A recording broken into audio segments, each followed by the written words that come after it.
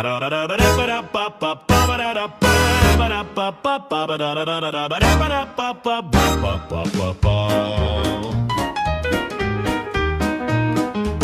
like to say I'm glad to be here, but why start with an untruth? Being here is like reliving my misspent youth. Face leaning on my hand like a fed-up kid. Sat here in my robes with one closed eyelid. Every day and twice on Sundays, probable cause from DNA. Your time in advance conspiracy theory is so crazy it's making me weary.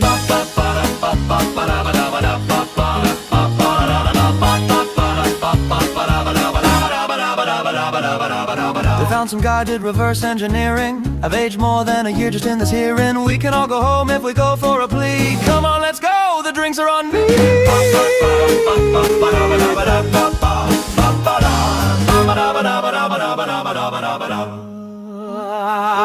Every day and twice on Sundays, probable cause from DNA. Your time in advance conspiracy theory is so crazy it's making me weary.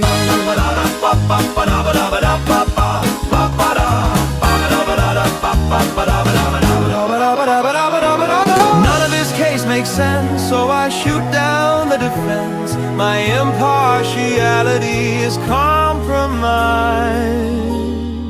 Is this gonna be televised? Every day and twice on Sundays, probable cause from DNA. Your time in advance conspiracy theory is so crazy it's making me weary. Making me weary.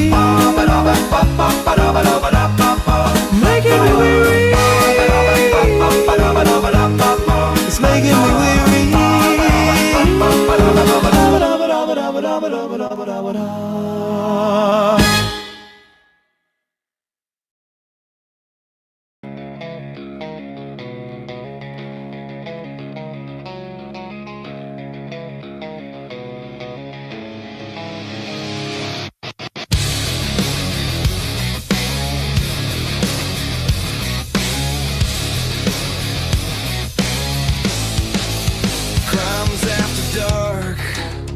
Close the night out right, panel at the table in that half-dead light. Miss Robin in the middle, calling every shot, directing and producing, till the story runs hot. 1-1 from the city, badge heavy on his chest, towing that law like a wicked chain, spitting facts, no rest. Crimes after dark, we close the night out right, tear through the lies till the wrong sounds like a fight. All of the answers buried so deep out of sight. We watch the threads unravel, we watch the threads ignite.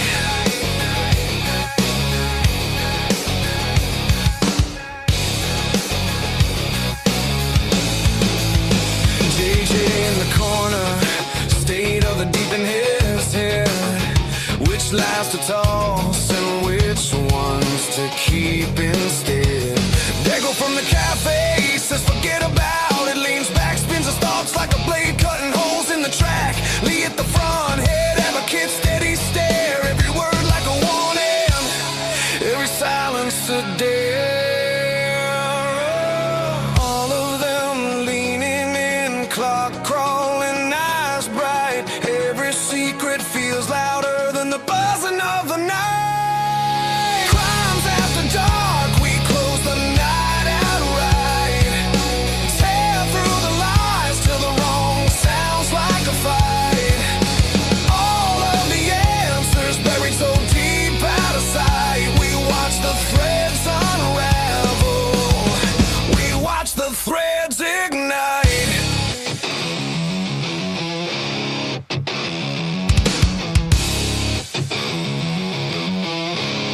You can bury it in paper, you can lock it in a file, but the truth bleeds through, drip by drip, tile by tile. We're dragging it to daylight, name by name, line by line.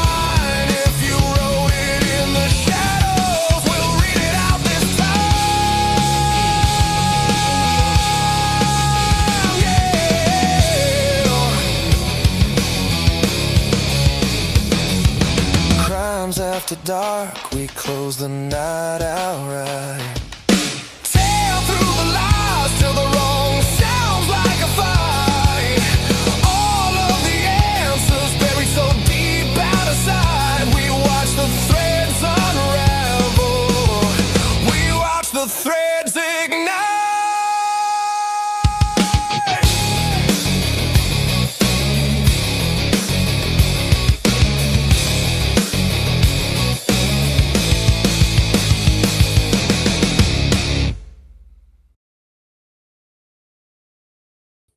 All right, everybody, welcome to A Crimes After Dark. Thanks for the panelists backstage letting me know that the sound is working. It's always very helpful to get that going right. So it is a free-form night with a not even a half panel, a three-quarters panel, because most everybody's here, although we are missing JJ, State of the Deep, and one stuck in traffic, that poor bastard. I think he's been in traffic for like the last 2 hours, but welcome to New York, apparently. That's part of the thing. So anyways, hopefully we'll get him on here shortly. I'll bring the panelists up in short order. I tried a couple of lives today. I did a members-only live doing some Brent Copaka stuff and discovered some crazy things there. And I thought, well, my gosh, why are we doing all this behind a members-only paywall when I just discovered something cool? So then I decided to do a live public-facing one, and it just wasn't as aggressive as I wanted it to be, but that's okay, because you never know what you're going to get when you do it. When you say, fuck it, we'll do it live, you never know what you're going to get. It could have been a snooze fest. It could have been good. That's part of the risk of doing those live shows. So anyways, welcome to another Crimes After Dark show. We've got a lot to talk about. I think we've got panelists that have some topics I want to bring up that even some of it's going to be kind of new to me. We'll get into that. I got some stuff that I'll reveal to you on the Copaka finds that I found, but I also have a long form video I'm planning on doing for tomorrow morning with the deep dive on the Copaka finds. So in the order that they are backstage, let's bring up Logan. Logan, how are you doing this evening? I'm good, kind of. Why kind of? Well, I just got a denial from Moscow for one of my FOIAs, but it's for a specific interview with a specific person that I think they should have been interviewed, and they weren't even interviewed at all. So in a way, that's a good thing and a bad thing, right? Because you're right. Like if the person should have been interviewed and they put in writing they were never interviewed, that is something in itself to say, how the fuck did you do a proper, sorry, I dropped an F-bomb pretty early. Oh, we're 8 minutes in, screw it. Anyways, how did you not interview that person? I don't know who you asked for, but really in some regards, it can be a good thing for them to have to put in writing, we didn't even interview that person. That would be a problem. I find it interesting that they weren't even interviewed. Yeah, well, good for you that at least you got a response from them. It seems like I'm getting a big old fat nothing burger for them. And in fact, I fired off, just to let you know before I bring up the rest of the panel, I fired off kind of a nasty gram to MPD, the city clerk of Moscow and the city attorney of Moscow, saying that I believe that they are violating public records request and Idaho state law because I submitted a request for records, really important records, in my opinion, really important records, 2 months ago, and they've just flat out ignored it. They cannot. Their own state constitution says they can't just ignore it, and they have just ignored it. So I said, here's a letter to your attorney. You violated this law, I believe, unless you're going to come back and tell me, hey, we responded to this within 30 days like we were supposed to, and you just missed the email, and maybe it was my bad. We'll see. But I think they just ignored it because it's a big old fat one. We can talk about that when we get the rest of the panel on about what I did, and maybe you can talk about what you did, and we'll share notes. But anyways, good to have you. Yeah, thank you. Good to be here. And I can't wait for you to, I know you got a topic you wanted to talk about, so I can't wait to get into that because I think we've got some stuff to talk about there. So. Yeah. All right, let's bring up Dago and Dago. How you doing, True Crime Cafe? Whoa. Whoa. Whoa. Forget about it. How was your day today? It was good. It was good. It was good. It's better now that I'm here with all you peeps. Nice. Aww. Always the best way to close out the night, as I feel. Oh my gosh. Sorry. I just got one of the, did you see the shit comment I just got? I hate your new time. I'm going to go watch Birdie. He has an expert on tonight. That is one of the shittiest comments. Holy shit. Like, that is horrible. Why would you do that on anyways? For what it's worth, enjoy Birdie's show. I've been told I can't compete with Birdie. So it is what it is. Nice way to start that one off. That was lovely. Yeah. Like, I didn't expect that. I hate this new time. I'm going to go watch Birdie. All right. Good. Wow. All right. Anyway, sorry to interject that it kind of got under He's my usually skin a pretty little. nice. So Yeah, that's what I thought. Like, I was a surprise out of left well, field. Bam. that's one person out of how many that doesn't like the time change. So Fair enough. Fair enough. All right. So there's you were always going to saying be one person it's not okay with. I'm just saying. you cannot please everybody. I know that. Of course, of course. What was I saying? Oh, I it know was I a good derailed day. you. It was a completely messed with my head, bro. Why? No, I'm just kidding. I'm sorry. It was a great day as always. Like I said, what I was saying is the best way. I understand, Living Dead Girl. I get it. I just derailed myself. Anyway, See, it is. I do it all the time. I do it all the I time. did. It's all I good, shouldn't have Living looked. Dead Girl. I know she I didn't should. mean it. She's I not shouldn't mean have at looked. all. It's all I good. didn't think so. It was No, unexpected. Yeah. she's not mean by any means. She's awesome. I think it's because there's so many things on at the same time. That's why. So anyway, it happens. One person is one person. Moving on. It's the best way to Right. close out the night, is what I was saying. All right, we're done. I love it. I do. I love that, and I love to be able to hang with you peeps. I have everybody else during the day, and all you awesome peeps at night. So I have a double dose of the best of the best. So, Yeah. Yeah. and with that being said, I did have a show today. It was pretty awesome. It was well, everybody had the same show today. We all went over the body cam, so on and so forth, and we all break it down in different ways and talk about different things. So, Yeah. we have pieces of info through that, so on and so forth. So I'm glad to be here. And You know, thank and for having me. it's funny what you just said. We were just talking about that backstage. We all look at things a little differently. And sometimes I have to remind myself that when I think this has been over talked, maybe not necessarily, because I feel like sometimes I have different perspectives than other people have. Although since you and I are the same person, we probably have the same fucking perspective. But anyways, Right. But anyways, I feel like I still sometimes come up with something that people didn't think of, or at least get pissed off about something. Maybe they didn't get off as pissed off about something. I'll just keep doing me, and we'll see how it goes. But And I get it. I get in my own head. I gotta fix something. I'm sorry, I didn't mean to. And we still love you too, Living Dead Girl. Absolutely, thank you. But real quick, whoa, is that better? I hope that was better. Nice. Got a little bit more deepness in there. Let the Somebody left in here testicle said- drop a little bit. Who was it? Because she always says it every time she sees me. I think it's Pokey. Yeah, Pokey. She's like, that was a little whoa. Because she always, every time she sees me, she goes, whoa. Sorry, I wasn't as loud the first time, but whoa. I was trying to stall to let one get out of traffic and get on here, but it's just not going to happen. So we're gonna move right to Robin. And look, last time we didn't have one on to do the monologue. It threw my ass off for the entire night. Threw us all off. Yeah, so I don't know. Let's see if we can recover this. And then I didn't. And then I read comments and threw myself off tonight. So, Robin, what's up with the kitty cat behind you? Kitty Coda cat. Yes, it's me and the crime cat. He's snoring in my ear. Nice. He looks like he's in a deep sleep for real. He is. He's he loves this blanket. So chances are anywhere or blankets period. I think he just likes being on camera. I think he just likes. I think so too. There you go. Now you can see him a little better. Coda kitty. Yeah. So how are things in your world? How are things with Essie's recovery and all those good stuff? Oh, she's doing great. She's a trooper. She was folding clothes one-handed today. So wow. I can do a lot of she things loves laundry. one-handed. Yeah. I want to see how you I want to see how you do that, and I'm ignoring completely what you just said. Come on, man. This is what we live for. I mean, I always wanted to be the never mind. I'm just gonna let that shit go. But no, she's doing really good and just doing the do, living the dream and all that. That's awesome. Want to welcome everyone in. Get your hot cocoa. Yeah. Get some slippers, your silk robe or what have you. Fill your pipe and smoke it too. No.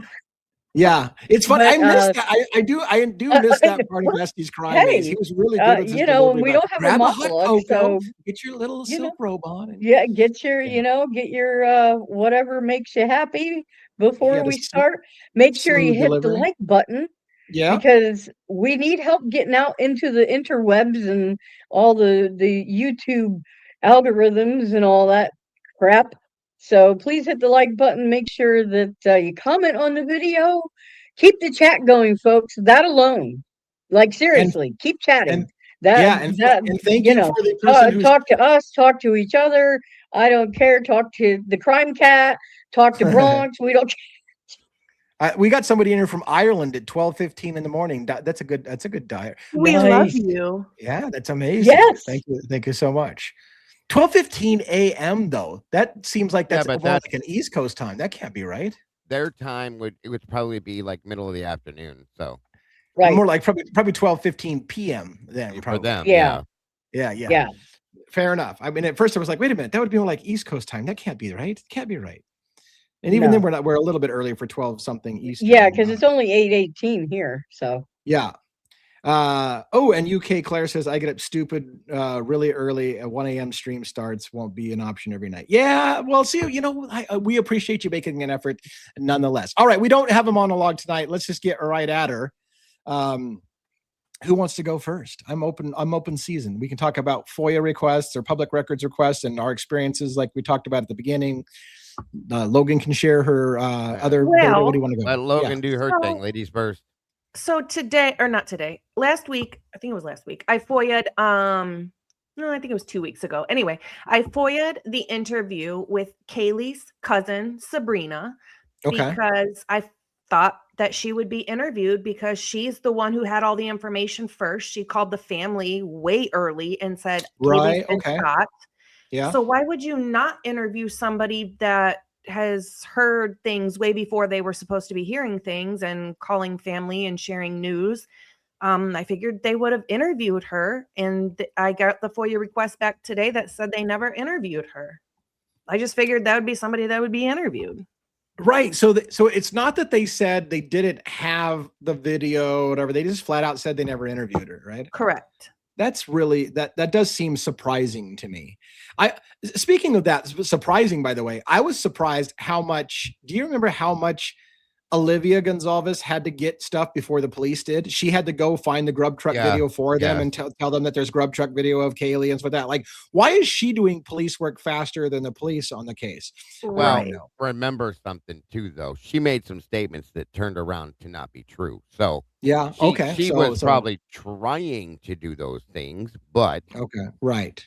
Yeah, so that's, you're right. I mean, just because she said she did, but I always thought it was like how the crap, because I remember her making a statement or somebody saying that she was the one that provided that information to the police, and I'm like, how the fuck did they not go after that? But anyways, I don't know. With my experience, what I was going after, by the way, and granted, my request was a little lengthy. But they still should have said we can reply to this and not that if there was parts they didn't like about my request. But specifically, the request that they ignored for 2 months had to do with please identify what special patrols at Moscow Police Department were assigned that night, in particular in relation to the University of Idaho and Moscow Police Department contractual agreement to provide officers to the university. What special patrols were out there at that time, and basically asked them to confirm their contractual agreement between them and the University of Idaho.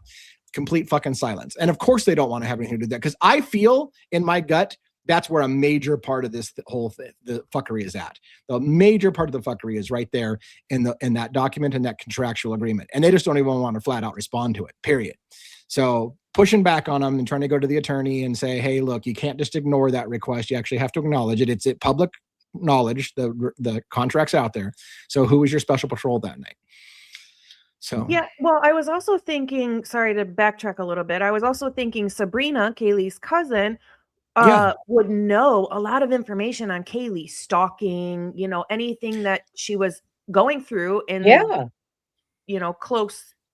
And yes, it was third hand with her, but wasn't she the one that supposedly called and said everybody was shot in the house?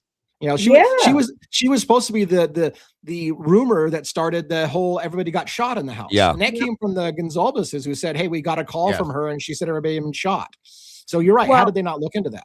Yeah, most people got the initial information hours and hours and hours before they were notified was from Kaylee's cousin Sabrina. So I figured she'd be interviewed.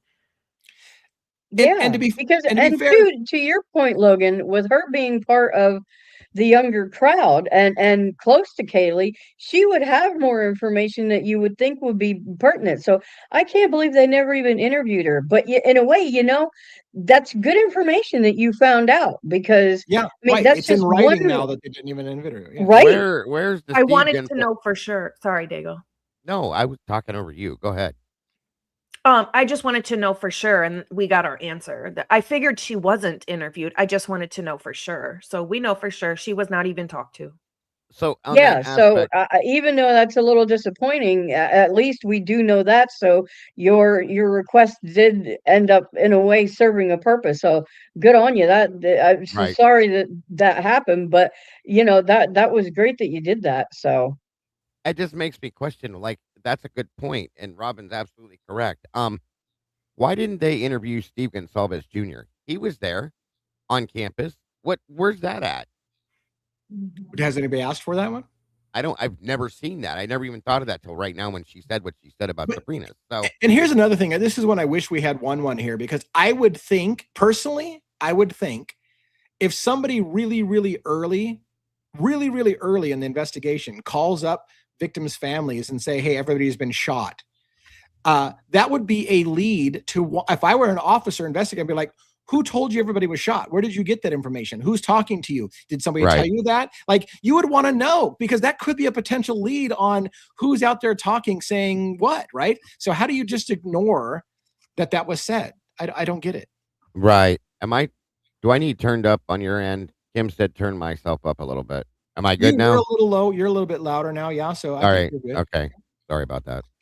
So anyways, yeah, for what it's worth, Logan, I would, I don't know how good your record keeping system is, but don't lose that letter, because if later on they're forced to admit that they do have the interview, then you can be like, hey, what the fuck? You told me on this letter that you didn't even have it. Why'd you lie to me? It's like, whatever you do, keep the letter, because it's important that they never looked into it. That says something. And if they later on change their mind and said, oh yeah, we did look into it, like, well, then how come when I asked for it, you said no? I have several of those actually that have come out that I did FOIA, and they told me they didn't have them. Not that they didn't have them, but I couldn't have them because of privacy. Right. But when other people did it, they got it. Much popular. That happened to people, me too. But Yep. I have Same those thing. letters. Yeah. Yeah, it's super interesting. And even in the process, by the way, did you know, I don't know if you knew this, but did you know that you're now part of the public record, that anybody who looks into this gets to know that you requested that information? And in fact, perhaps the families would be notified that you looked into it and wanted to know. So the guns office is probably a little pissed off at you for looking into that shit. Well, here's the thing. When we get something, they get a copy of what we get, so they do know when we get it. So, well, I thought Steve said they no longer get it. Like he complained because they used to get notified every time someone submitted a public records, and he says we no longer get notified of that anymore. Okay, They have well, to ask they did. For it. I don't know if they do still get it automatically. Sorry, guys. I thought they did still. My apologies. I don't know. I remember Steve saying they no longer. No, get it's fine. You burst my bubble. True. I'm done. All right. Well, as long as you feel like, whatever. Here, take this with a grain of salt. You can believe everything Steve Gonsalves says, right? So if he said it, of course, it has to be true. There's no way the guy ever says anything that he changes his mind about. Now I'm going to ask you if you're high, because there's no way in hell I can believe that. Sorry. So I mean, he said it, but that doesn't necessarily mean exactly. Yes, very good point. Yeah, good point. All right, good point, sir. What else do we got? Whatever. So what was I going to tell you? There was something what I was looking at. Go ahead. Oh yeah. Well, like I said, I was doing some member only, kind of going through some of my Copaka stuff, and I wanted to say one of the things that was cool that came out was, but now I'm trying to. So there was a better angle of the window, the proverbial window that was really hard to tell which one was Copaka's window. That was more clear on a video that we watched today. Also, it was interesting just hearing little things that slip out of people's mouths, like a group of officers outside the morning after the shooting, discussing about whether or not anybody has found any car anywhere in the parking lot that was hit by a bullet, or any proof that bullets hit anything down in the parking lot. And they were all spreading out, looking around at cars and retaining walls, looking for proof that Copaka was shooting down at the parking lot, as they said on air. And as far as I know, they never found anything. Granted, it wasn't like an official search, but it was like, oh yeah, hey, has anybody found anything? No. And you see them kind of like all kind of kicking around, looking at cars, looking at stuff like that. And nobody found dick. So that was interesting as well. But yeah, that's very interesting. There was other interesting shit in there as well, but I'm kind of maybe holding that a little bit for my deep dive. I will tease it a little bit, if you will, because I want to put it together fully. But a particular female officer, I had pointed out before in a long form video about the football coach. You remember Heidi? She did an interview of Jordan, one of the roommates of Brent Copaka, and she had asked him, "Hey, was Brent Copaka ever a football coach?" And I'm like, where the fuck did that question come from? Like, there's no reason in the context of anything there, unless you had other information. And that's my point. And today I caught the same officer asking a completely off the wall question that I was like, what the fuck do you know? Like, that's the second time you've asked a random question that has nothing to do with anything unless you already know something. So I'm going to show that tomorrow on a long form video. The surprising comments and random ass questions that she asked that make you wonder what she knew, or what she at least thought she knew, that made her ask those questions. So anyways. Interesting. Very interesting. So real quick, not to change the subject, but just I was going to tell you that I don't know if you knew that. You remember how there was a thing going on with the WSU lawsuit where they were trying to get it moved from the Western District to the Eastern District and all that bullshit? It is now stuck. It will be staying in the Western District in Seattle now. And it's they done. won? They won the not moving it to the Eastern District? Yes. Wow. Nice. Well, I don't know. That's a really weird one. Wow. It's filed. It's done. It's stuck there. So I want to get back to that in just a second. Let me answer. Yeah, no problem. I just wanted to tell you that piece. Yeah, no, it's a food for. We need to talk about that and what it means for or at least what we think as a panel, what it means for the case. Yes. But this person asked, MF Louder says, have you guys talked about the DUI outside of Brian's house and how her name is Carmen Fernandez and that she found at the party Xana and Ethan were at? So yes, we've talked about it quite a bit, and I realize it's like, and I don't even know when we talked about it. Sometimes we talk about it on the live, these Crimes After Dark shows. Sometimes we talk about it in a long form video. We have talked about it.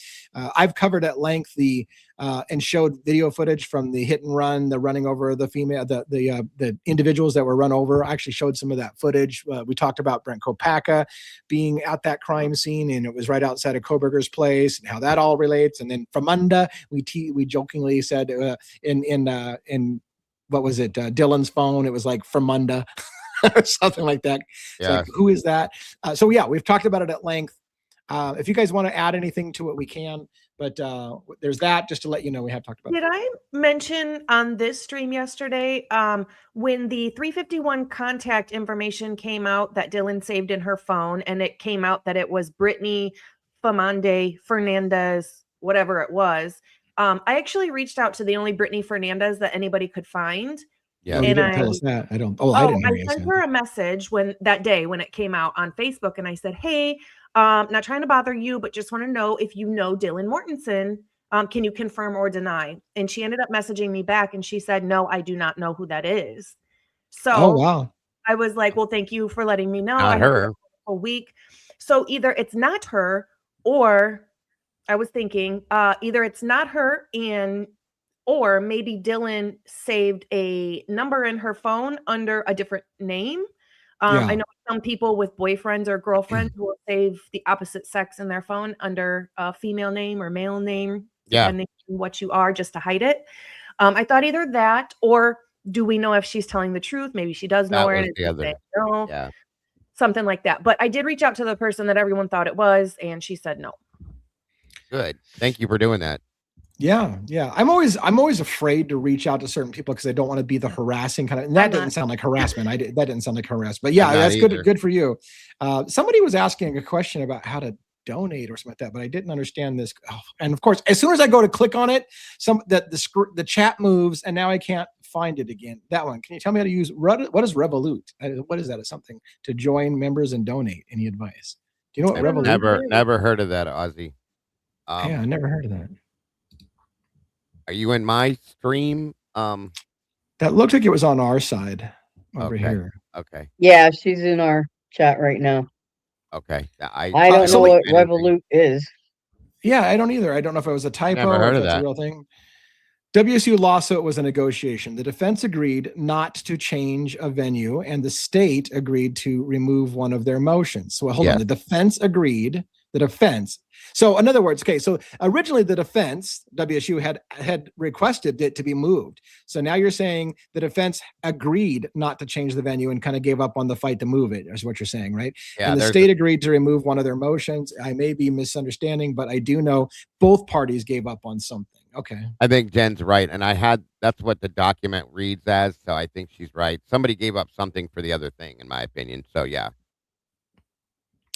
You know, and we talked at length about why it was filed on the west side of the state when the WSU's campus is on the east side of the state. Right. The answer originally we thought was because, well, that's where the Chapins are at in Skagit County. And so they just filed it in the local county where they're at. And that would make sense. But then when we did some deep dive on reasons why they would want to fight so much it being moved to the eastern side of the state, it turned out that there was reasons due to jury selection. So if it gets to the point where it goes to a jury pool, it's more favorable perhaps for the families to have the jury pool come from the west side of the state versus the east side of the state.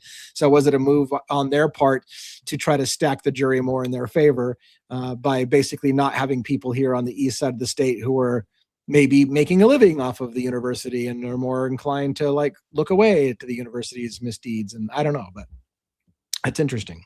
Could be.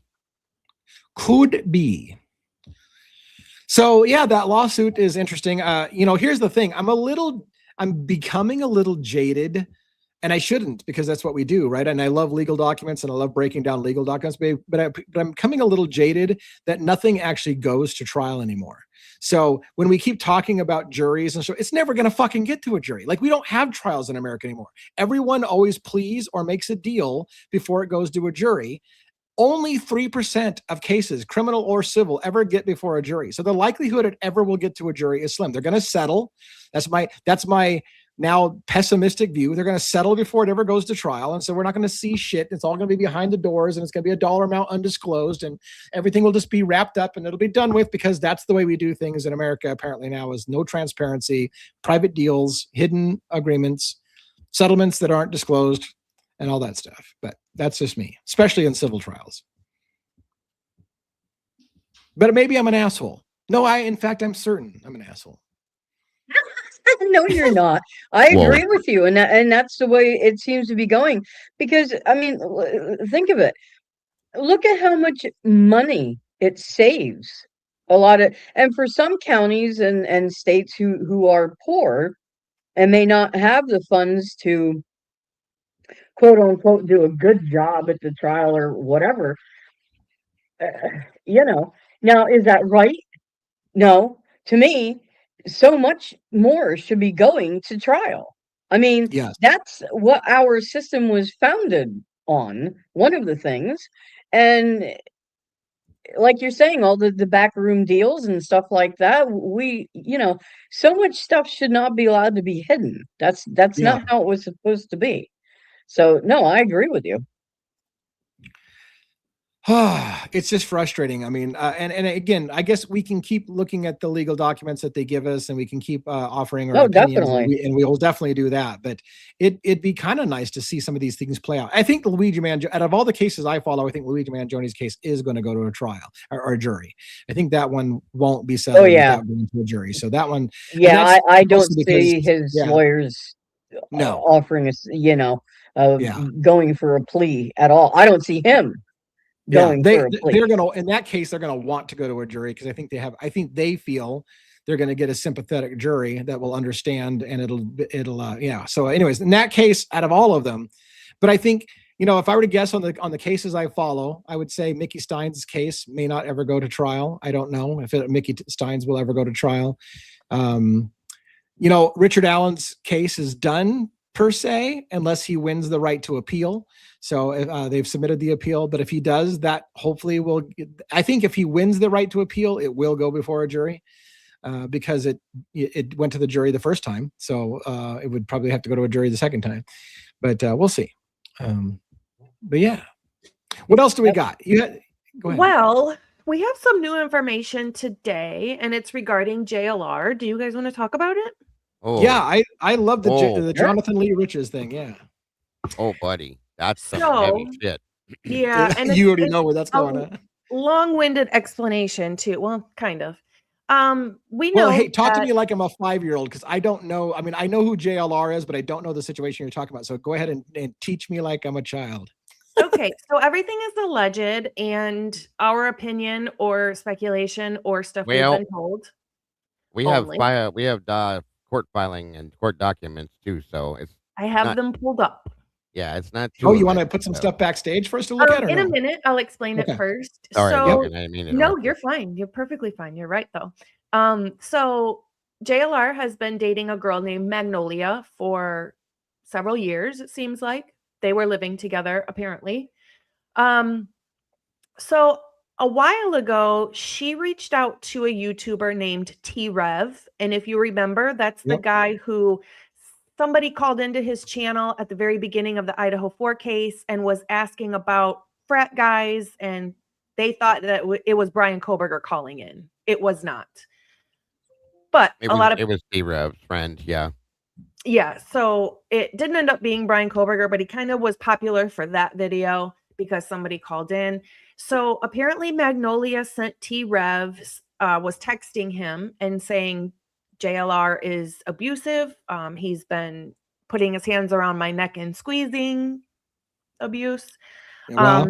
And he posted a video saying that she's bullshit, she's lying, she's this and that. Well, obviously, I don't know. I wasn't there. So I kind of took that part with a grain of salt because some people believe people and some people don't. Some people give abuse allegations just to be vindictive and it's not true. Or some people really go through abuse. Like I wasn't there. So it has come out that Magnolia has filed domestic abuse and order protection against JLR. And I have the document here. There's a case number and some documents here. I can share my screen. Yeah, I'm waiting for you to throw it backstage. I'll put it on screen when you get it thrown backstage. Was that in bed?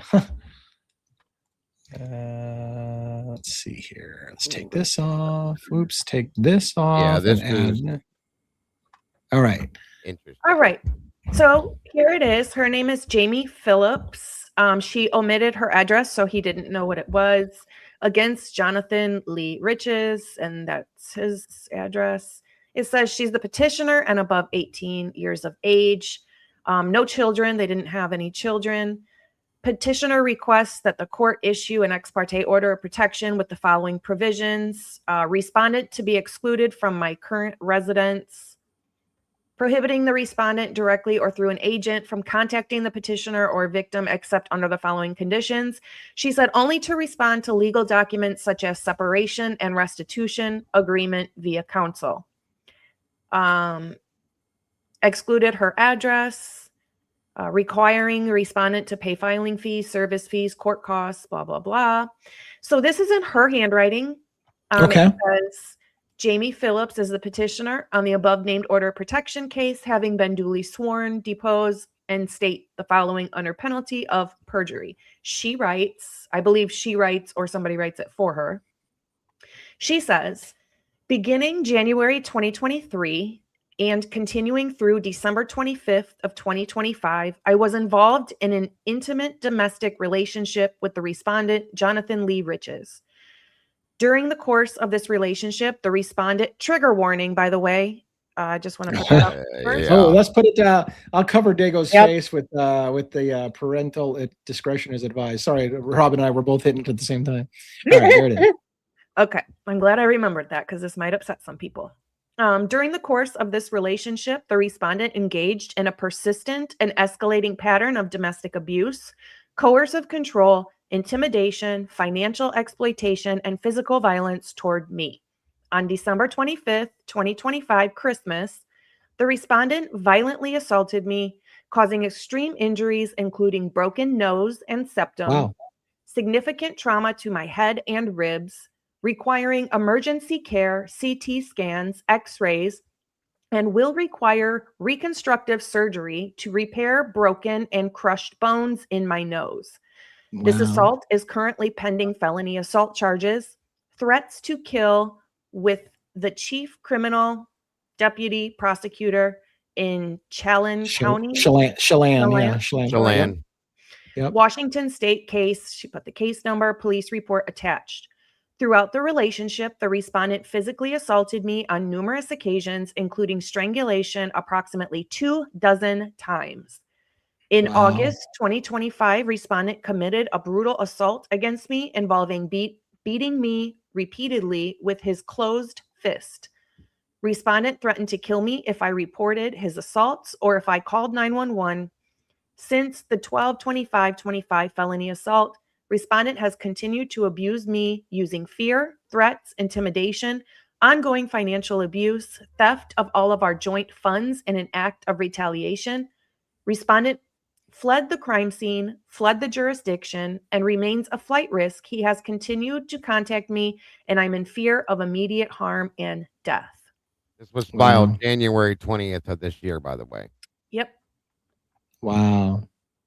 And he was living with her at one point for a period of time, which is why that whole address thing and all that other stuff. Like, this is not cool. Okay.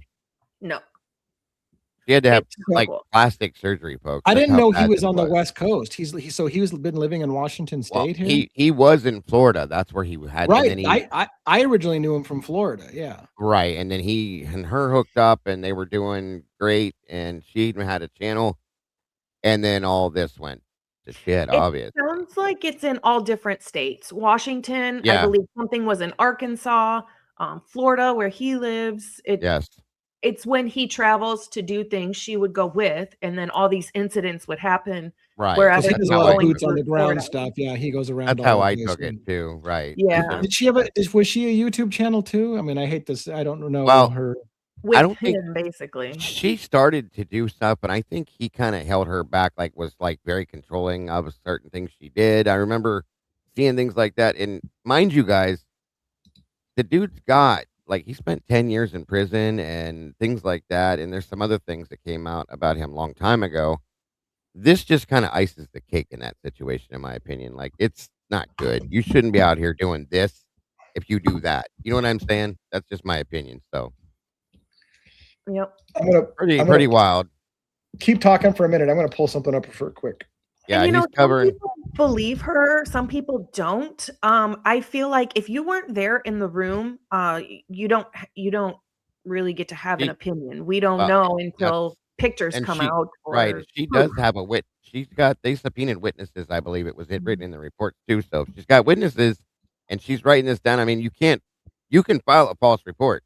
If they find out, you get to go to jail for that. So there's that. Just understand that. So this is I met Jonathan Lee Riches indirectly years ago in 2012, and I found that he had a Wikipedia article on him because he's known as the most litigious man in America. He's sued more people in America than anyone else, and he's got a whole Wikipedia article. Look at it. Starts out. He's a convicted fraudster known for lawsuits and filed various United States district courts. Riches incarcerated in Federal Medical Center, Lexington, Kentucky. Bitch, please. Anyways, for wire fraud and other terms of plea bargain. His release date was in 2012. That's when I ran into him in my own little world. He was arrested for violating his federal probation in December 2012. That's, again, right in my wheelhouse when I got involved. When he left Eastern District State of Pennsylvania without permission. Look at that, all those weird. Anyways. No, wait. That next part is kind of important. Yes. Pennsylvania. He drove to Connecticut and impersonated the uncle of Adam Lanza, the shooter from Sandy Hook. In fact, one of the things that freaked me out about Jonathan Lee Riches is when I'd gotten in contact with him, and that's a story for another day.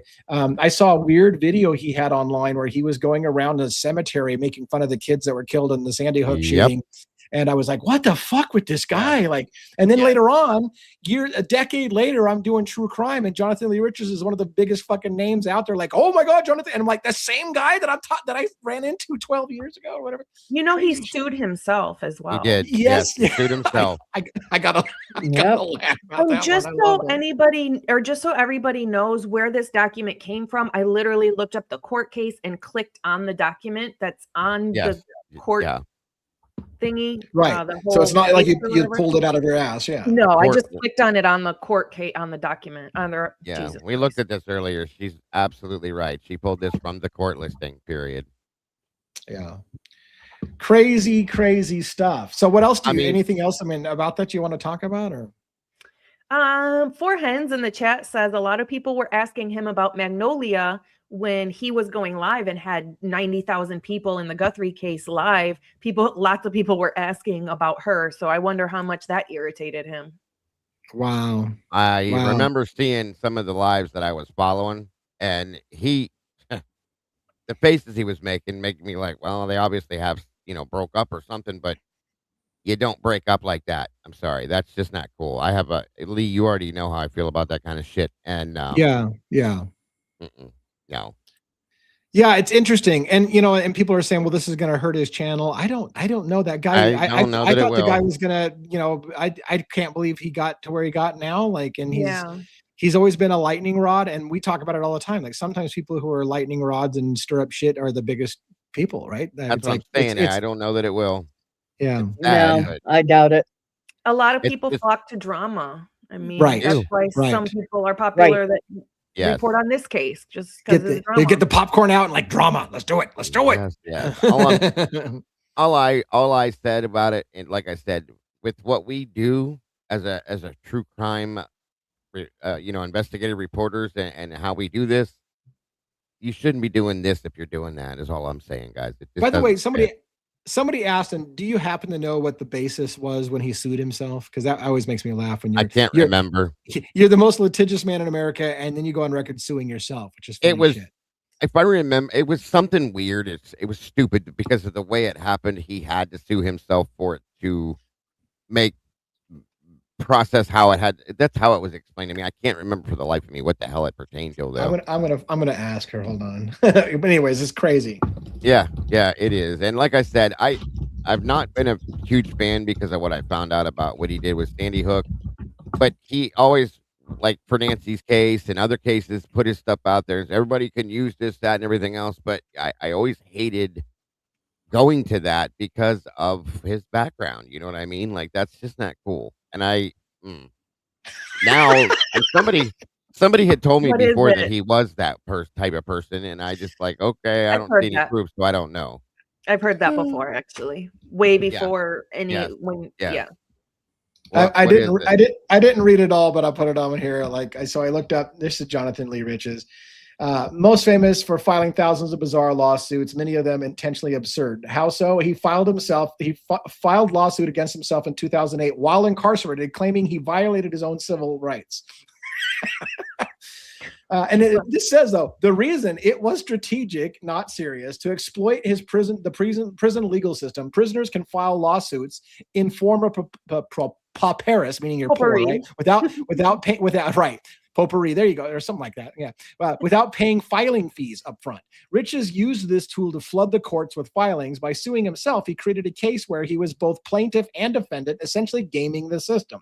To mock and expose loopholes, his lawsuit were often satire. Suing himself highlighted how easy it was to file claims, even ridiculous ones. Courts still had to process them, wasting resources. So it was just a joke. Like literally, I can sue myself and be both the plaintiff and the defendant, and that's the way our legal system is. So he's kind of mocking the system and gaming the system and doing weird shit. I wonder when questions were asked to him in court, did he run back and forth to each side? Your Honor, that's absurd. I object. No, fuck you. I object. He runs over. He's like, "Sir, please don't use that language." Runs back over. that would be comedy gold, I have to say. A waste of taxpayers' dollars. However, so I guess that's not funny, but. I think that was his point of doing it, but gosh, how much of a butthole do you have to be to I guess he had all the time in the world to do that. Yeah. And in the Idaho 4 case, he was out there pounding pavement, right, and pissing people off, knocking on doors and going into places and getting kicked off properties and in people's faces. We have different styles, I guess, but yeah. Well, he went to, during the Idaho 4 case, when it kind of just first happened, I think, he went to a sorority, and it was the sorority that Bundy went to and killed people. And he was sitting outside that sorority, just filming the sorority. the lights were on in there and whatever. He had somebody stand outside looking like they were a peeping Tom.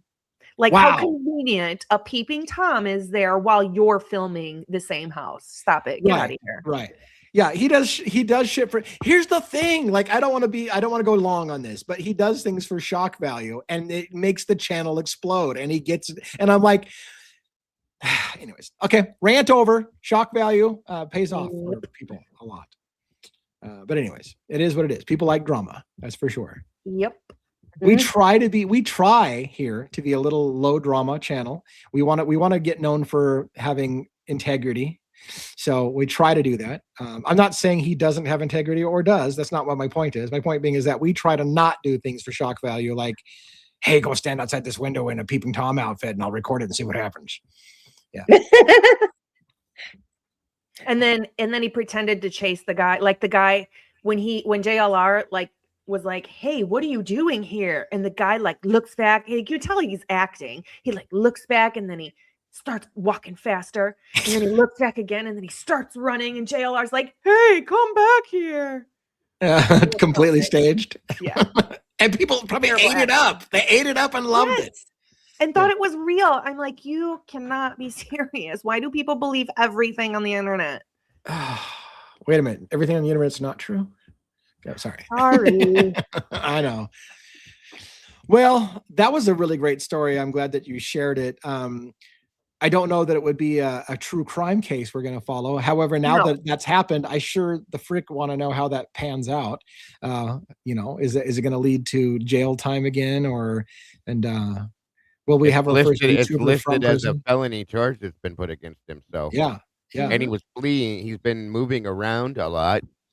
And in the document, it says that he's fled the scene more than once. So, I need to take a look. How big is his channel? Do you guys know?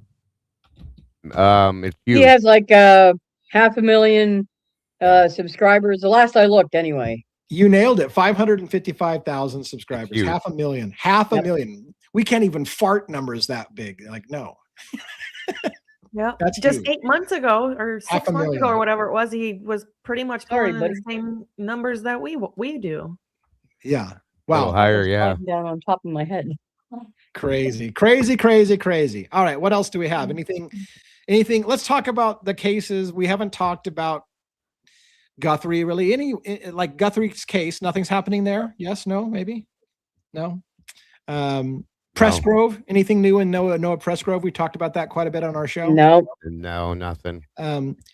There is kind of new stuff in the Luigi Mangione case. Kind of more, I guess, legal posturing. His defense team is really pushing to not have, of course, the state and the federal government to charge him at the same exact time and try to get him to do trials. And so the judge is considering pushing back.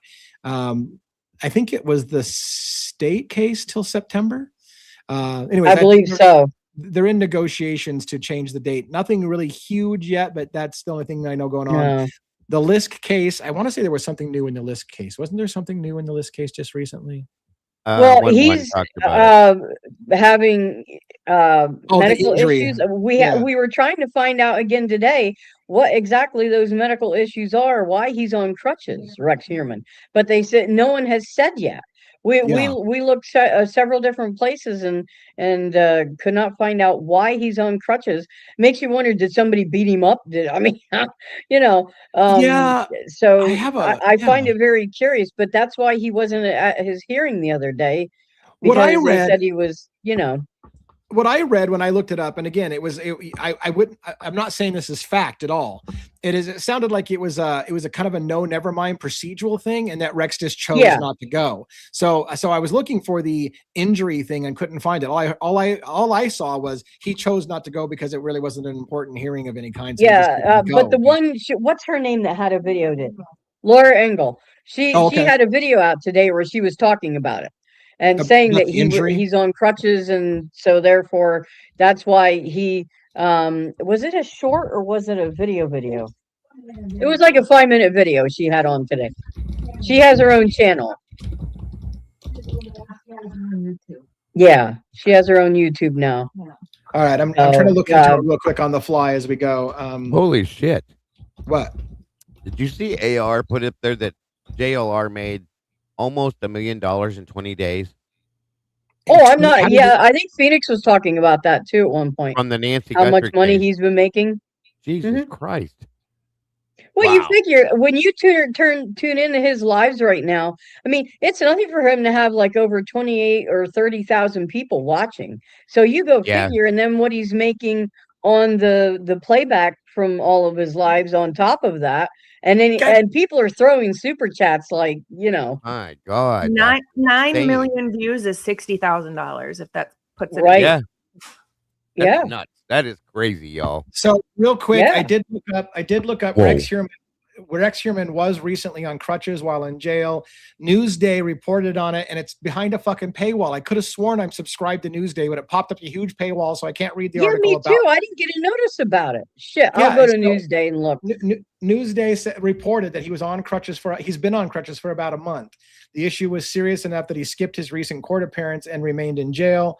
It's listed publicly as health reasons, but the exact injury or condition has not been disclosed. His attorneys have declined to say whether it was due to a fall or something more specific.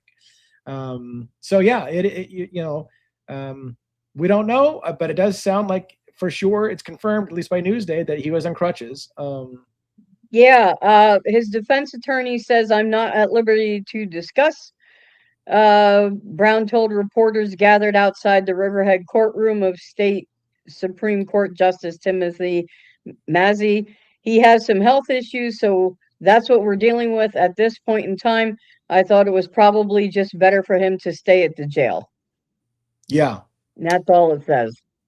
Yeah. Okay. Well, good research on your guys' part. What else? What other cases do we have in the pipeline that we talk about from time to time that might have any kind? It's kind of been a little slow for big news, and which is kind of the reason why I took the day to kind of dig back into some of the Copaka deep dive files that I haven't gone into. There's Mickey Stein stuff, by the way, that's in the deep dive thing that I'll probably be doing a little bit more member only lives on that stuff, kind of just going through for those who like to watch the discoveries in real time.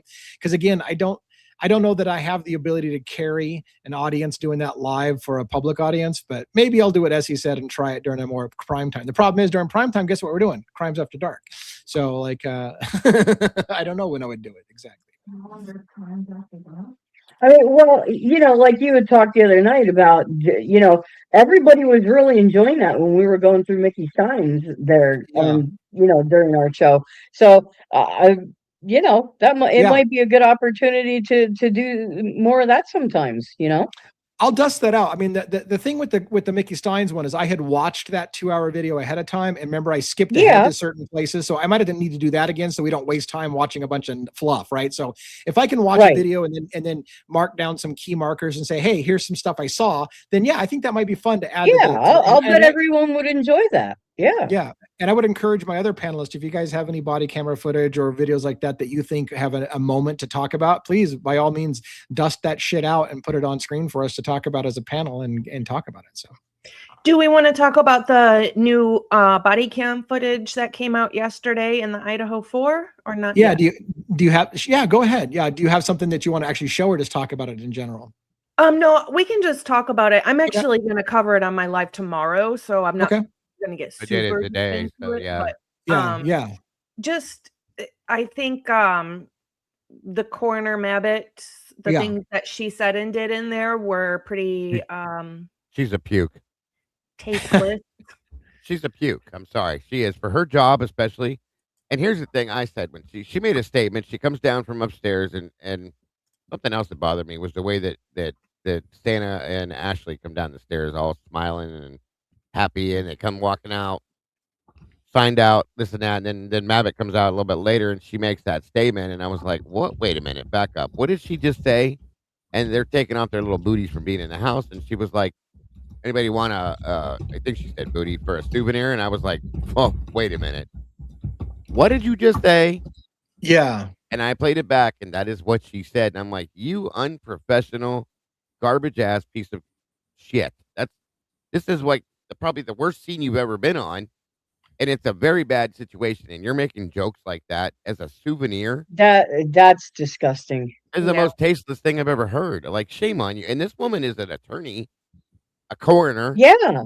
Okay, and she lost her son not that long after this. How would you feel if somebody made a joke about your son where they found him? Right. That made me sick.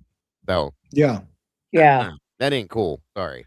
And she knows it's on body cam. She knows family's Yes. gonna see that if it came out in court and things like that. She should know better. She don't care. I used to feel bad for her. I did. I used to feel bad for her. I felt like maybe they threatened her to shut her mouth, not talk about things. And at this point, no. Sorry. You're not a good person. I'm sorry. Not at all. Yeah. And just you know, I know that's their job, and I know you get numb to it. Although it's a small town, so how many deaths do you really have, especially violent deaths? And they're all just like happy as pie and joking. And I didn't really feel that was the time or place. No, and we talked about that on my show today too.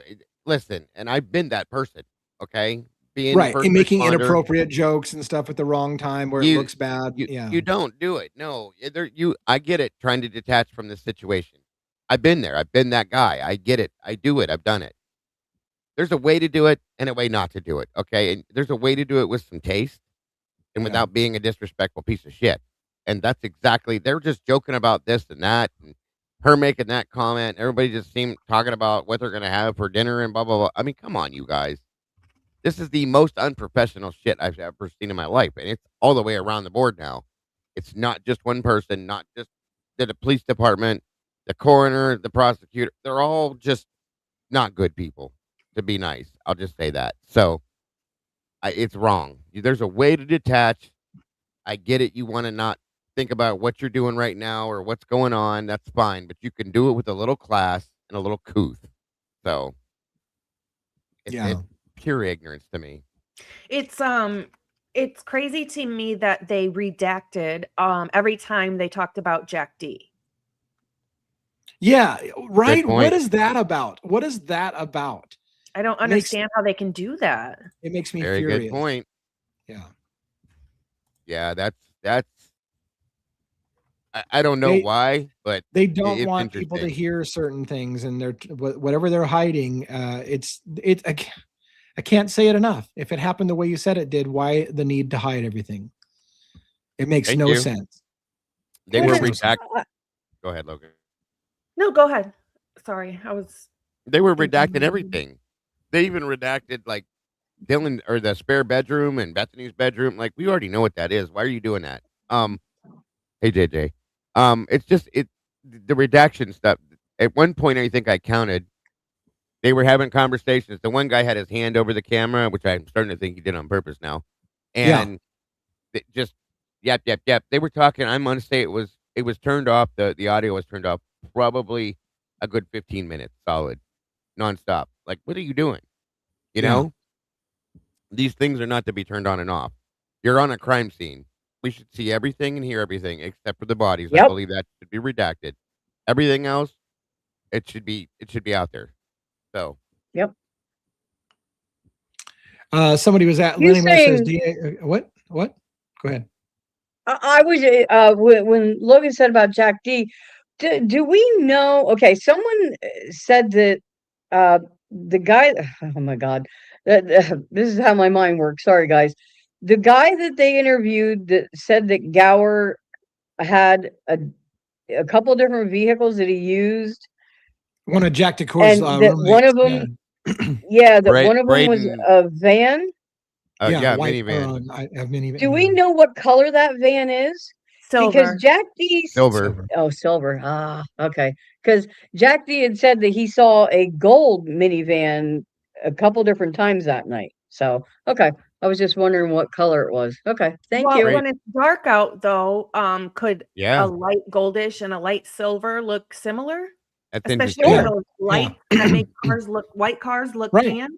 I mean, come on now. Yeah. And the silver, remember what Molly said? The silver car, I believe this is how this went down. The silver police undercover car looked gold or tan or whatever it was. So think about that. That might. By the way, the car, the orange hue. Yeah. I know this is going to be a side tangent, but I can't not cover it when we talk about gold minivan or a van, because I have to bring this up. I don't think I'm going to do a long form video on it. When I was talking earlier about how members only finds, like finding new surprises, There was a moment, I'm not going to make a big deal about this, but there was a moment, a weird interaction happened on camera. I freaked out about it on camera and talked about it on members only, but I didn't want to go live with it, but I'm fucking doing it live anyways. So there was a moment when it was 6 o'clock at night, after the shooting. So hours and hours, 6 o'clock, and the body was still inside. Brent Copaka's body was still inside upstairs on the 3rd floor. And so the funeral home came to pick him up. But here was the weird shit that happened we caught on camera. The funeral home director and his assistant or whatever, his partner, pointed to the gold van that was on right in front of the officer and said, "The body is in the van." Then about 2 minutes later, they say, "Come around the back to go up and help with the body bag and get the body out of the upstairs bedroom and get it into the car." And I'm like, didn't he just say the body is in the van? Like, and we played it over and over again. His wording was, "The body is in the van." And then they're like, "Okay, come around the back. He's going to help us get the body out of the 3rd floor and bring it down to the, like, wait a minute. So whose body is in the van if you still haven't picked up the body? Like, and I was like, well, maybe he said the body will be in the van, or we're going to put the body in the van, but he literally said the body is in the van. And then about like a minute and a half later, they're like, "Come around back so you can pick up the body." Like, well, then what fucking body's in the van now? It's like, yeah, it could have been just a slip of the word or bad choice of wording, but we listened to it over and over again. Like, how the hell did he just say the body's in the van and he hasn't gone to pick the body up yet? It's definitely weird. It was weird. Hey, JJ. Hi, JJ. What's up, JJ? Unless I got up it, yeah. There was a recent case. I don't know if you guys heard of it. His name is Jimmy Gracie. No, I haven't heard this one. Who is that? I've been seeing that all day. What is that all about? So he is in a fraternity and he goes to college in Alabama. He went to Spain for a spring trip with his friends. He was missing. His friend said he didn't show back up after going to the club. They found his phone and his wallet, and then just recently they found his body in the ocean or in the sea.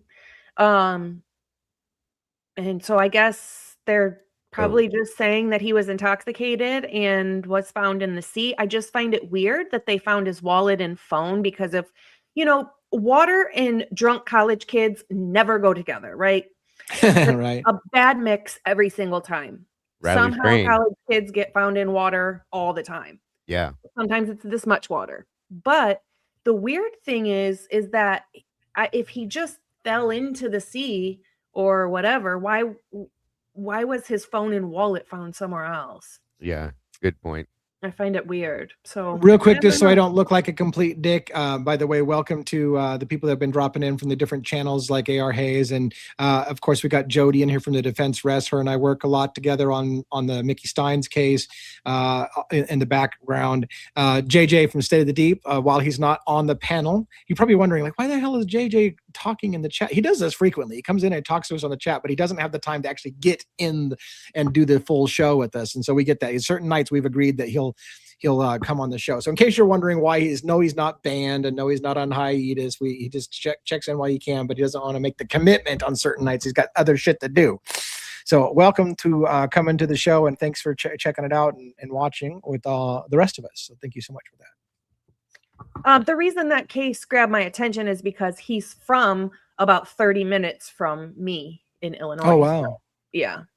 Yeah, those ones that kind of hit close to home. Reminds me of Riley Strain again. And yeah, that's what they called it. It's like Riley Strain 2.0. Yeah. Kind of sad. Yep. Very sad. Happens a lot. That's one of the things I was looking into the Lady Bird Lake case and stuff about. Stuff like that. Not just college kids, but just in general. It happens a lot. Yeah. So. Crazy. Yep. Mm-hmm. Anything that involves college kids, it seems like they want to sweep it under the rug real quick. Yep. Yeah, it looks like JJ is actually driving, so that's another reason why he can't get on camera right now. So again, drive safe.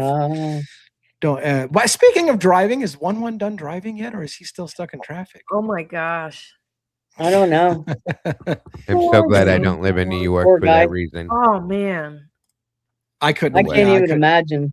I couldn't do it. That's why people use the train, the commuter thing, because the trains will bypass a lot of the traffic. So that's why he needs to get the captain's cruiser so he can flip them lights on and get the hell through it.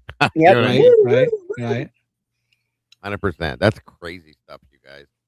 Has anybody heard about the man from Florida on the beach drawing blueprints for an underground city for the dolphins? Yeah. Kim covered that on her show. My God, that was so funny. That dude was so burnt. What about the girl that supposedly jumped off the 17th floor in Austin? That wasn't the last time a student did that in that building. Aguilera. The Aguilera, I can't think of her first name. Brittany? No. She didn't jump. She was pushed. Aguilera is her last name. I can't think of her first name right now, but yeah, that's definitely questionable for sure. Definitely questionable. One needs a transfer to Moscow. Ooh, I don't know. He'd either clean it up or get corrupted. No. Which one do you put your money on? I think he'd clean it up though. It wouldn't be hard. You just got to be a real police officer. That's all. Right. All right. What else? Do we have any other topics you guys want to chit chat, bant around?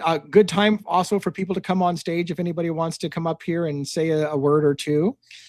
So Robin, if you want to throw that link, if you have it handy or whatever, to the backstage, maybe put it on our private chat for the other channels if they want to invite their people to come up as well. I did want to show you a photograph real quick. Okay. Of 1-1. Oh shit. From Tomboy. Okay. Is it an AI generated thing here? What do we got? Nope. Throw it up there. Oh shit. What is that? Tomboy makes that stuff. The clothing for the goose clothing. Oh my God, that's hilarious. It is awesome. I love it. Got the glasses on. That's nice. Nice. Very good. Too funny to me. Thank you, Tomboy. Little something to smile at. All right. So we do have a link, I think, out there. If you see the link, you can come on as just voice if you don't want to show your face, or you can come on with your face if you want to share your bit of face. In the meantime, I don't really have anything in particular to talk about. Like I said, I've been like trying to get my sleep schedule worked around, kind of stuff like that. But I do have a video in mind for a long form video for tomorrow, so that's going to be good.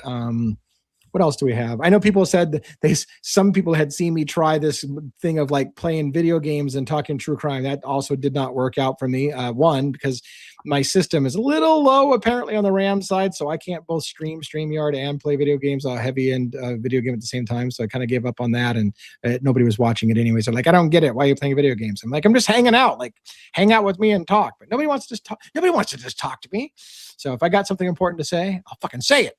Otherwise, I won't. Defense Rest says, Leah, I clipped a few snores from my last visit that will teach me for. You know what? I tried to save you on that. I heard what I thought was snoring, and I thought, am I hearing something? Like, does somebody have a dog nearby? And then when I realized you weren't responding, I just killed your feed. It didn't go unnoticed that's when we stopped hearing the noises. But yeah, I wasn't going to say shit. You just called yourself out. You fell out on stage with this. That was awesome. It happens. It does happen. No big deal. Twizznos. I've heard that. How long did he do? A 12-hour sleeping live or something? Yeah, it was like 12 hours, I think. That's awesome. I have not done yet. I think I'll avoid falling asleep on camera. I'm pretty sure. Yeah, we won't let you. Yeah. I've not. If it's a members only live, I guess I could probably do that because I'm less. I don't know.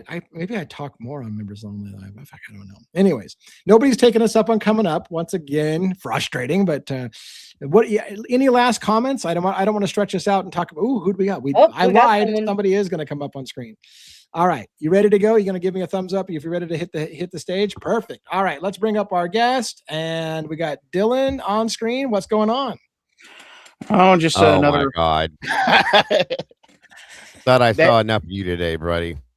Hey, I just can't get enough of you, Dago. That's all good. It's all good. Good to see you again, brother. You guys have a history together? Yeah, he comes on my panel a lot. Cool. So he's got good input about the cases we talk about. So yeah, excellent. Even when I go in, not knowing a single thing about it. he works it out when he gets up there. So what do you got going on tonight? Well, I don't know if you saw the chat that I put in, but I think it'd be cool one day, if not tonight, do like a little throwback Thursday to and talk Kylie Rodney. That was the original case that got me into true crime. Yeah. Oh wow, I haven't talked about her case in years. That was one I was pretty heavy into too. And I think the end result in that case, for those of you that aren't familiar, was that it was accidental. I don't believe that. I do not believe that. I don't care which way you show it to me. Throw it at me, shove it down my throat. It is not and was not an accident. I'm sorry. Well, wasn't her body positioned in the car weird, like unnaturally? She was laying in the back of the hatch in the fetal position. I saw it by accident. I didn't want to see it, but she was curled like she was sleeping. Okay. And weren't all the windows down? No. Or a window? One was broken and one was rolled down. How far was it rolled down? I remember looking into it like really big on my own. I think they only go down halfway on the one that she, like, you know how some windows roll down halfway and stop? Enough to get out. Yeah, the one that was rolled down was halfway and the other one was broke on a passenger side, I think it was. And Dylan, I'm sure, will correct me. She could have got out. Yeah, one of the windows was completely down. I think it was the passenger side window. Because when they found the car, it was upside down. So one of the windows was open, the other was closed. That's what caused the car to flip over. It rolled over, yeah. Because yes, go ahead. And she was found in the back. And if you look closely at the Adventures with Purpose episode that they did on that, you can see on the Honda CRV that the seatbelt, it goes like, it's not like normal SUVs where in the middle in the back, it just comes around the waist. It's like it's positioned in the back, so it can come down over your shoulder. Well, with that, you can use the seatbelt to actually tie somebody down, close the hatch on the seatbelt. Yep. And they can't get out. And the thing that was damning, and that leaves absolutely zero doubt, was the fact that in the autopsy report, her lungs were as dry as the Sahara. She did not drown. No. And what that means to me is that she went into the water deceased, period. Right. Didn't breathe after she was already dead. Sorry. Yeah. I don't think she drove. I think somebody drove her vehicle. That's exactly what I think. Somebody said. I think, here's my thought on this one. I said this a long time ago. I think they put her in the trunk, latched it all down, did all that, and you can watch the lights go in. I think somebody put the car in drive and let it go, and it drove in. That end of story. That's what I think happened. Do you think it was to cover up that she was already deceased, or? Yes. Okay. Yes, that's my opinion. It was either somebody killed her, or it was an overdose on something that she took or whatever was given to her. But definitely, that's my thought on it. So I do. We had a guest backstage for a second, and it just bailed on us again. I do like Dylan's idea of like a throwback Thursday, of throwing a case like that in from time to time, where we just kind of dig it out long enough. Well, the danger, of course, is talking about a case that we don't have all the particulars of, and so you just scratch the surface. But it would be fun to kind of throw some of those old cases back out. But. Yeah. I mean, that was the case that originally got me into true crime, because I came in via Ryan Upchurch, of all people, graduated over to Harsh Reality, then went over to Lana, and then I found Dago, and then I found you through Birdie, and then everybody else through this. Yeah, and Harsh is one of my favorites. When I kind of got started, I was like, I want to be Harsh when I grow up. Like I like his style. I always feel like I'm the American version of Harsh Reality. A lot of similarities, I think, with styles, but yeah. Yeah, the only difference is my filter is not quite as good as Harsh's. Mine neither. I think I drop a few more F-bombs than he does. Although he throws a few. Well, it's not so much that I cuss a lot. It's more of I don't pull punches. Yeah. Well, I'm glad that you came on and threw that story at us. Like, it would be nice, because it sounds like that would be an interesting story to kind of, like I said, we're still digging into some old stories for having talking points, like the Noah Pressgrove stories with that, and so it'd be kind of fun to do that, especially on a Thursday kind of thing. We do have Tony backstage again one more time, so we'll give Tony another shot to come up. Any other thing real quick before we bring Tony up that you want to say before I switch you out with Tony for a little bit? One last thing on the body cam that came out last night. If you look closely early on, they one of the officers, I don't remember which, and I brought it up on Dago's. The officer says, "How does somebody do this and leave nothing behind?"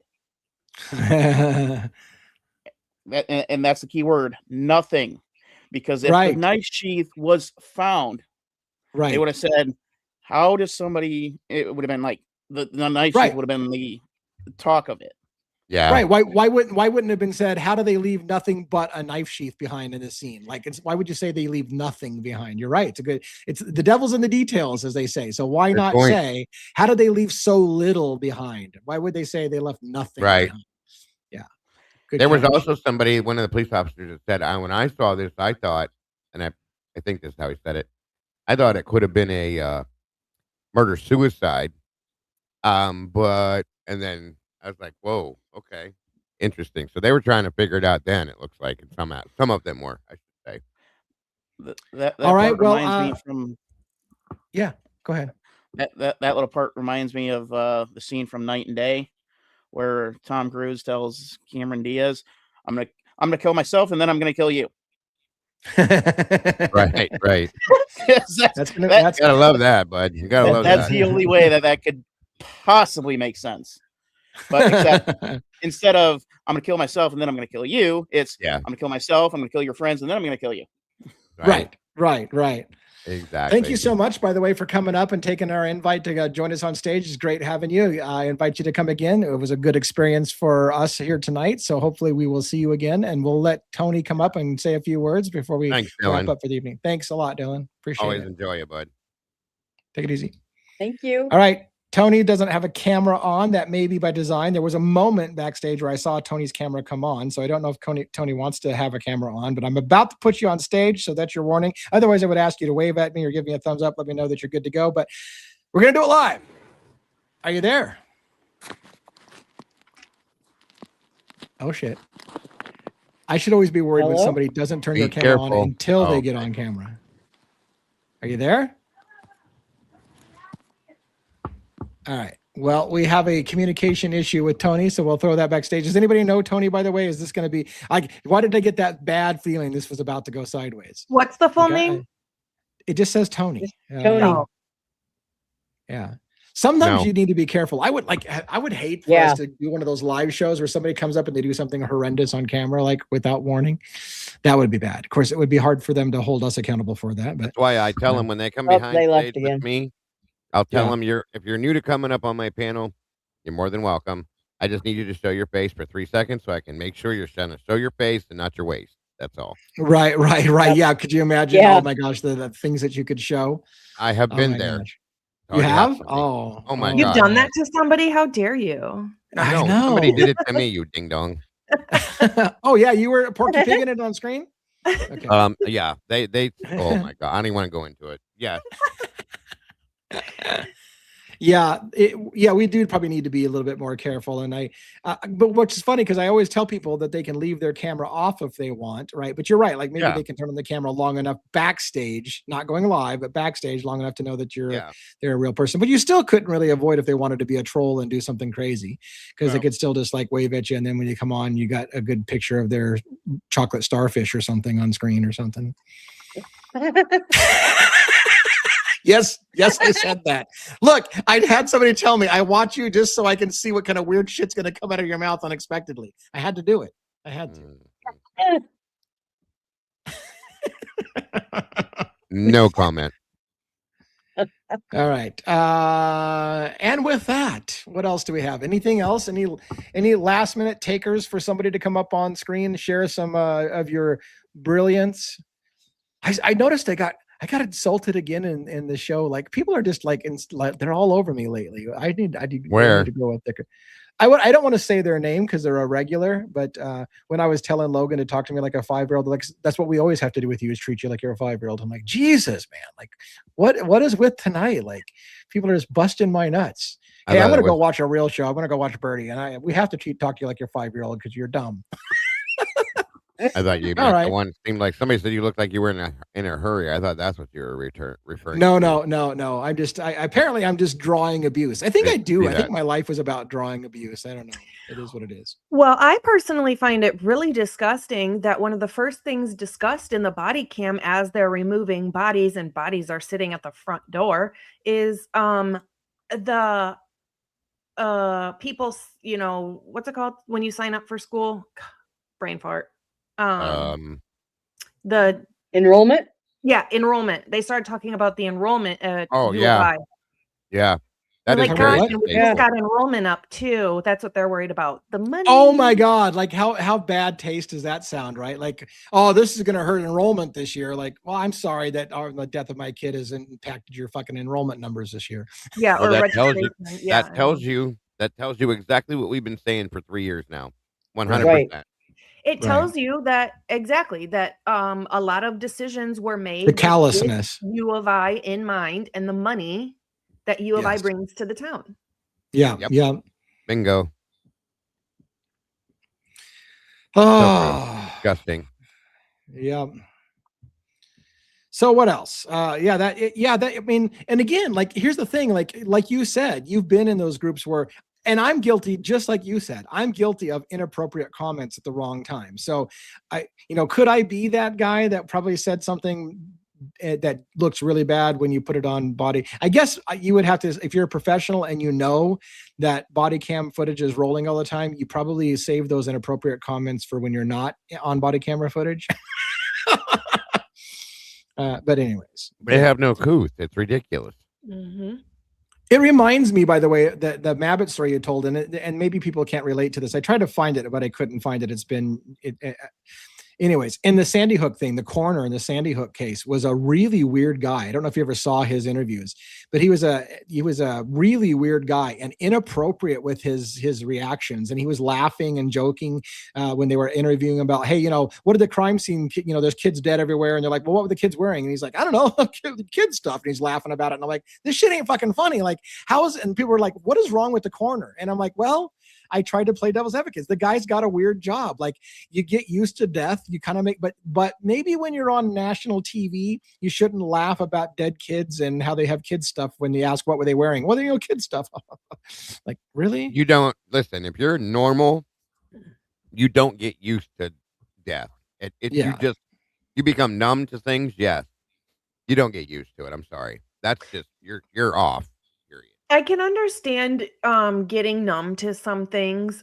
When I worked at the rehab, I had lots of patients that passed away, and it was really hard each time. And when I would have people call in and stuff needing help, and you get numb to some little things, but I was never on body cam. I was never on, I didn't have it in the back of my mind that their friends and family and loved ones would be watching me or listening to the things that I'm saying. I didn't have to.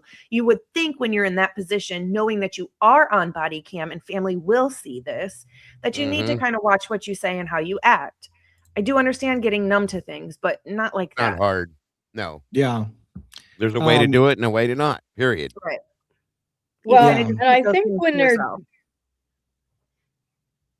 Go ahead. Yeah, who said what? And I think when they're teaching, and again, it's too bad one's not here, because he's taught many officers, and when they're teaching them about the body cam, I think they need to tell them, you need to be mindful of what you're saying. You need to conduct yourself in a professional manner, because you have to understand that there are people FOIAing for things, and you need to conduct yourself accordingly.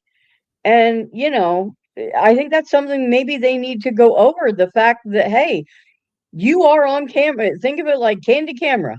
And so what you are saying and doing could potentially be put out there because people are FOIAing for your body cams. Yeah.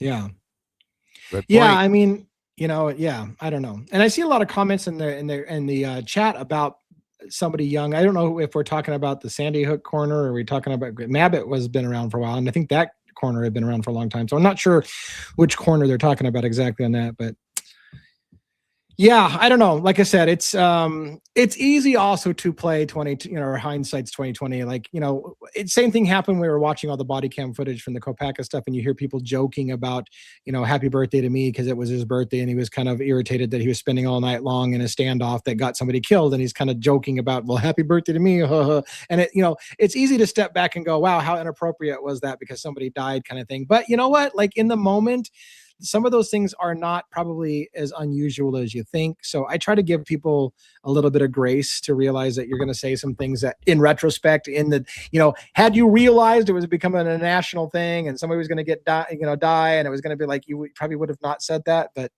you think you're all alone and whatever. But some of I've been on those things and I've been all alone and I still don't say shit like that. So yeah, fair. Like, yeah, I mean, exactly. I mean, there's a certain amount of the professionalism and decorum you probably want to maintain during those things. But just saying, couth is couth, period. And again, I understand people do want to detach themselves from these situations. It's not hard to do without being disgusting, is all I'm saying. Right. Yeah. Yeah. So. Yep. All right. Last call for alcohol, or last call for people on stage. Otherwise, we'll just kind of wrap it up a little early tonight. Any other comments, questions? Anybody want to take the stage with us? What do you got going on afterwards, sir? I do not have anything specifically going on other than at some point tonight I was going to make that long form video, but it's not immediate.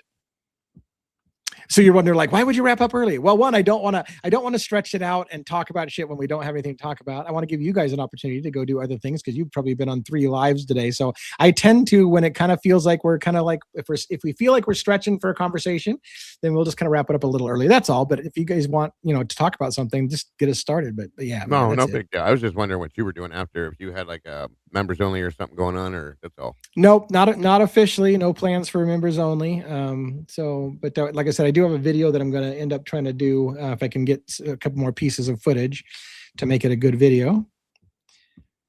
Do you do long form videos much anymore? You just do lives, Dago? I've never done long form. I've always done live. I do long form live video. Yeah. Yeah, but you don't do like I do with the pre-recorded live or long form videos. Yeah. Nope. No, I don't.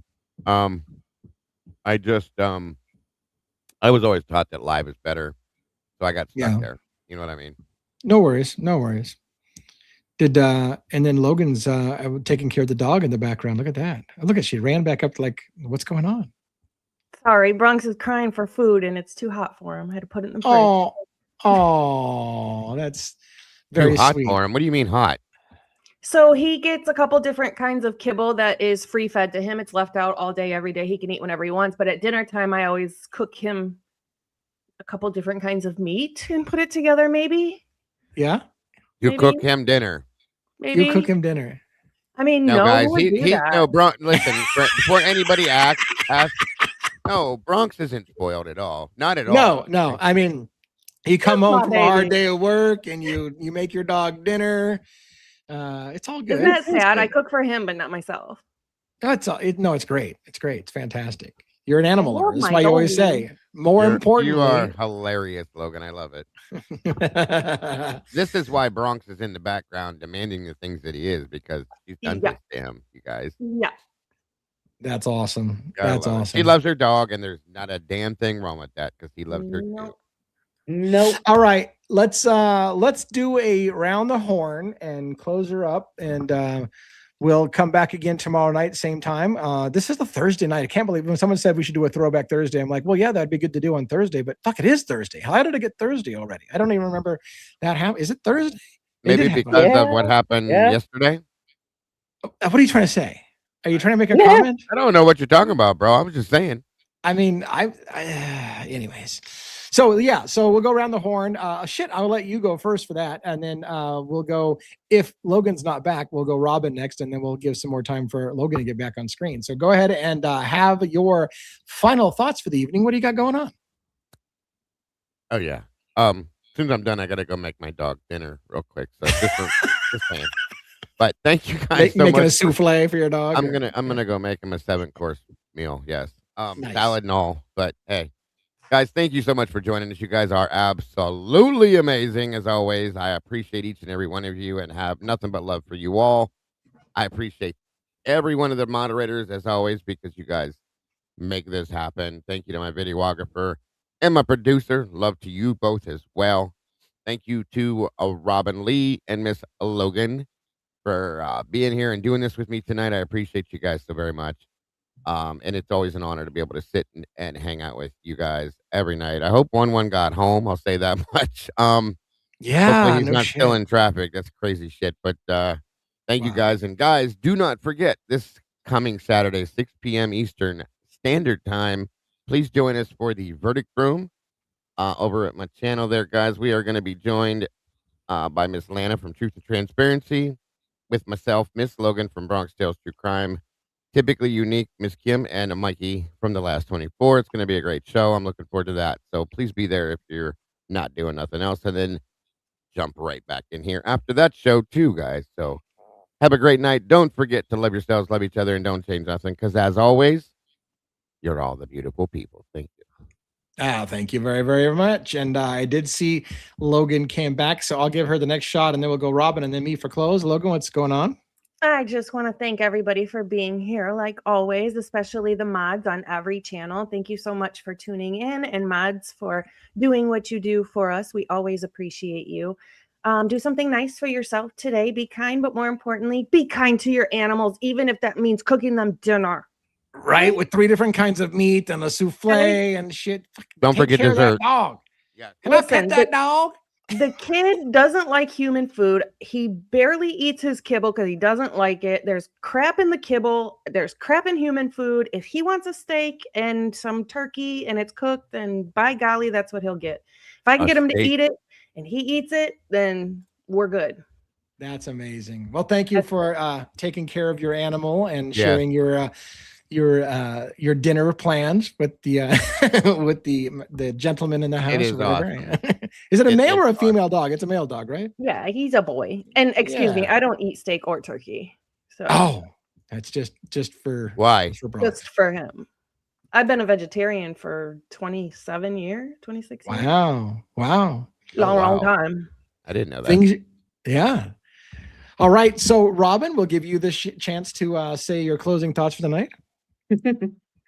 Well, as always, it was a great conversation, and always happy to be here on panel with you folks. And thanks to all of our mods out there, holding down the chats and keeping order and making sure everybody's having a good time. We appreciate you so much. We all have amazing teams, and to sit here and list each and every one of you, that would take all night, but just know that we appreciate you. And to each and every one of you who shows up here live for us every night, you are so very appreciated. And for all of you on the replay crew for all 3 channels, we appreciate that just as much. And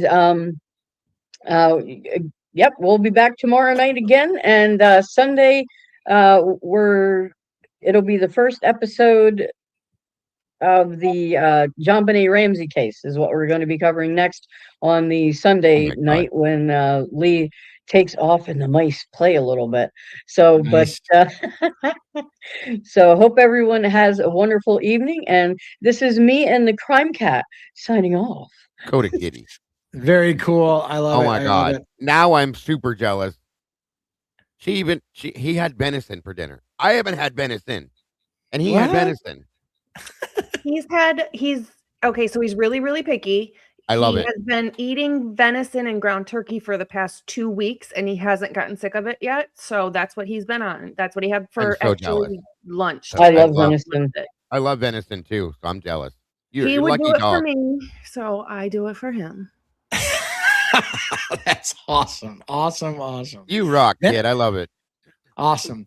All right. Thank you all for coming to another Crimes After Dark and supporting the channels as the Dago and the Bronx Tales, their channels. Thank you for supporting them. Again, we have a combined chat, so we kind of see all of the chats, those who are on the backside, but your individual chats are only seeing the channel that you're following. So you may get confused sometimes when we're commenting about chat that you don't see, and you're like, why the hell does that happen? So just keep in mind, it's kind of a problem, I guess, if you will, of co-streaming, is keeping all of those chats together. JJ from Stay the Deep, as we saw, will be here tomorrow night, so we'll have him on our Friday night show. That'll be fun. Make sure that you're going to be here for tomorrow night's show. Check out the Verdict Room with Dago and Logan and others over there, Atlanta and all those people. So that sounds like a great thing. I will be working on finding some, just like we talked about. I'm going to try to see if I can find us some footage that I can show and give clips, and we'll talk about it as a panel as part of those things to round out the evening, since that Mickey Stein's footage really gave us a lot to talk about, and his body language and what you guys thought about his thing. I think we'll do stuff like that from time to time. I'll throw out some stuff. We got plenty of body camera footage in the bag that we can pull out for the show. So that will be in the works coming up. See you guys tomorrow night, 5 p.m. 5 p.m. Pacific Standard Time, 8 Eastern, because we moved to a new time, even when somebody else more important with the better guest is on and you guys want to pick a second. Anyways, I sound like a bitter asshole.